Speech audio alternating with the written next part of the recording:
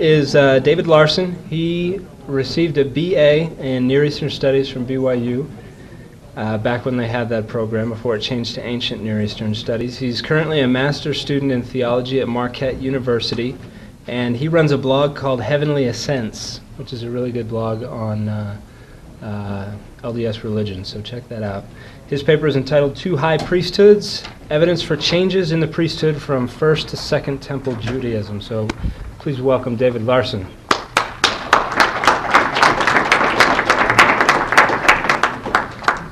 Thank you very much, Dan. Thank you all for being here. It's a pleasure for me to be here. I haven't been here on BYU campus since 2002, I believe, so it's great to be back. I do not have a PowerPoint presentation. In Wisconsin, we don't have that technology yet, so please bear with me. All right, this is based on a paper that I wrote for a class in Old Testament, and it's entitled Two High Priesthoods, Evidence for Changes in the Priesthood from First to Second Temple Judaism. I'd like to start out reading from Psalm 110, from a translation done by A.R. Johnson. Thou hast the homage of thy people on the day of thy birth, in sacred splendor from the womb of dawn.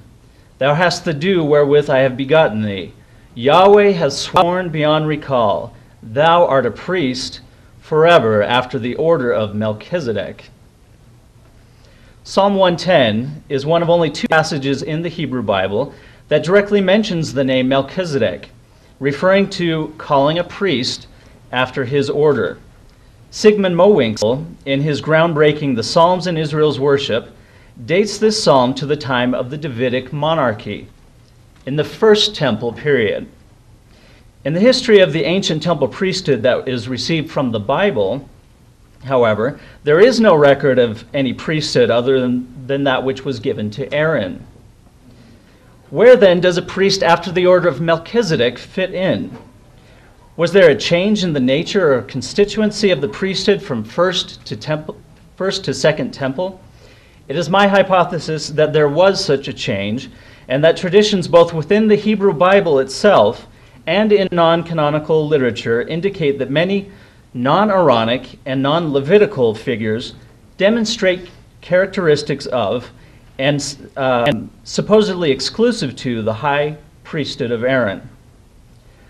I will argue that the priesthood of some of these other figures can perhaps be described just as legitimately as high priesthood as that claimed by the priesthood class known as the sons of Zadok in post-exilic Israel.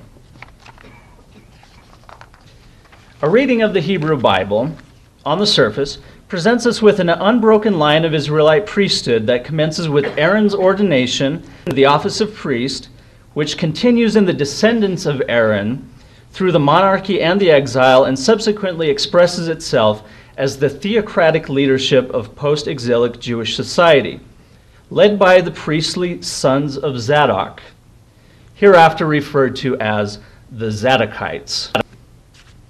The canonical books of Nehemiah, Ezra, and Chronicles, along with the priestly sections in the Pentateuch, are greatly responsible for our understanding of the establishment and continuation of the Zadokite order and their claim to the high priesthood. However, as these writings are seen as post-exilic, it was the Zadokites themselves who wrote these sections. Other strands of tradition found elsewhere in both canonical and in non-canonical documents seem to counter the Zadokite claim to exclusive priestly authority. Many passages in the Hebrew Bible describe instances in which non-Levitical figures are depicted as performing priestly functions. Additional Second Temple religious documents, including the Dead Sea Scrolls and the Enochic literature, are adamant in emphasizing, perhaps, the origins of the priesthood in other figures prior to Aaron. Significantly, among those to whom the Hebrew Bible attributes priestly functions are Israel's kings and prophets. This apparent contradiction poses a challenge to the Zadokite claim of exclusive right to priesthood authority. Now, although the pre-exilic writings passed through the hands of the Zadokite editors, there yet remained many passages that did not fit their reconstructed history of the exclusiveness of the priesthood of Aaron. It is not difficult to find figures in the Bible who are not Zadokites, descendants of Aaron, or even Levites, but who nevertheless were depicted performing priestly functions. I will give just a brief overview. In the period of the Judges, we have Gideon, who was commanded by Yahweh to build an altar and sacrifice a bull upon it. But Gideon was from the tribe of Manasseh. Manoah, who was of the tribe of Dan, who was the father of Samson, offered a burnt and a cereal offering at the request of the angel of Yahweh. Elkanah the Ephraimite, the father of Samuel, offers sacrifice at Shiloh. Also, specific examples of non-Levitical priests are King David's sons, who are specifically called priests in 2 Samuel 8, Ira the Jairite, and the priest that Jeroboam appointed. None of these individuals has any apparent Aaronic or Levitical background, yet are permitted or even commanded by the Lord to offer sacrifice. Brother John Twetness alerted me to two additional groups who could be seen as non-Levitical priests. First, there were the Nazarites, who, like priests, could not touch dead bodies. They were also forbidden to drink wine, while priests were not to consume wine in the temple. Is it possible that they were living a higher law of the priesthood? Furthermore, according to Brother Twetness, the term Nazarite is related to the Hebrew word nezer, which was an article of priestly clothing, which we will discuss shortly. The second group is the Rechabites, descendants of Jethro, Moses' father-in-law, who were incorporated into the temple priesthood in the time of Jeremiah. The last group is a clear and stunning example of non-Levites being allowed to legitimately perform priesthood functions in the temple. Throughout the biblical text, the prophets are often performing priestly functions as well, and most are depicted as being closely tied to the sanctuary. Some, like Jeremiah and Ezekiel, come from established priestly families, but most are not descendants of Aaron or Levi. Samuel, an Ephraimite, officiated in the sanctuary of Shiloh, offered sacrifices to the Lord, and anointed the first kings of Israel with the sacred oil. It is significant that although 1 Samuel declares Samuel to be an Ephraimite, the Zadokites managed to make him a descendant of Levi in 1 Chronicles 6. Then there's the famous story of Elijah against the priests of Baal, where Elijah's offering is consumed by fire from the Lord. Although the priestly writings tell us that Moses made Aaron the priest, note he is not called high priest. Moses retained supreme authority over religious matters and is the true mediatorial figure between God and Israel.